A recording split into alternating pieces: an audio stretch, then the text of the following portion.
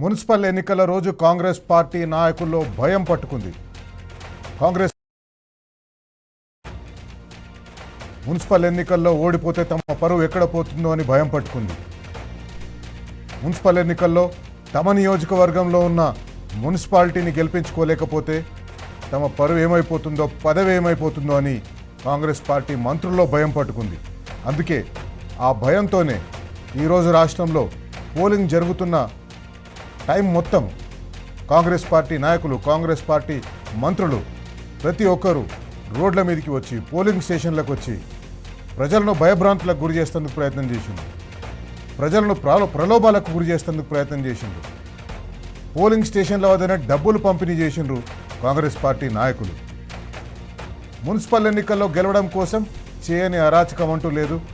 ప్రతి ఒక్క నాయకుడు, కాంగ్రెస్ పార్టీ సీనియర్లను కాదు, జూనియర్లను కాదు, ప్రతి ఒక్కరూ ఓటర్లు పోలింగ్ బూత్కు రావాలంటే భయపడేటట్టు చేసిండు కొన్ని మున్సిపాలిటీల్లో, కొన్ని మున్సిపల్ కార్పొరేషన్లలో. ఎందుకు? మున్సిపల్ ఎన్నికల్లో మీరు ఒకవేళ గత 2 సంవత్సరాలుగా పరిపాలన చక్కగా సాగించుంటే ఇంత భయపడే అవసరం ఉండేదా? ఓటర్లను భయభ్రాంతులకు గురి చేసే అవసరం ఉండేదా? ప్రజలను పోలింగ్ స్టేషన్ల వద్ద ప్రలోభ పెట్టే అవసరం ఉండేదా? ఎందుకు ఇంతటి అరాచకం చేస్తున్నారు కాంగ్రెస్ పార్టీ నాయకులు? స్వయంగా ముఖ్యమంత్రి రేవంత్ రెడ్డి మంత్రులందరికీ, కాంగ్రెస్ పార్టీ ఎమ్మెల్యేలకి టార్గెట్ ఇచ్చిండు. మీకు పదవులు కావాలంటే, ఉన్న పదవులు కాపాడుకోవాలంటే మీరు ఈ ఎన్నికల్లో గెలిచి తీరవలసిందే. ఈ ఎన్నికల్లో గెలవకపోతే మంత్రులైతే మంత్రి పదవులు ఊడడం ఖాయం, ఎమ్మెల్యేలైతే కార్పొరేషన్ పదవులు రావు అని వారికి నిక్కచ్చిగా చెప్పినట్టు తెలుస్తుంది. బరాబర్ అడుగుదాం. మున్సిపల్ ఎన్నికల్లో గెలవడం కోసం ఇన్ని అడ్డదారులు దొక్కాలనా? బరాబర్ అడుగుదాం.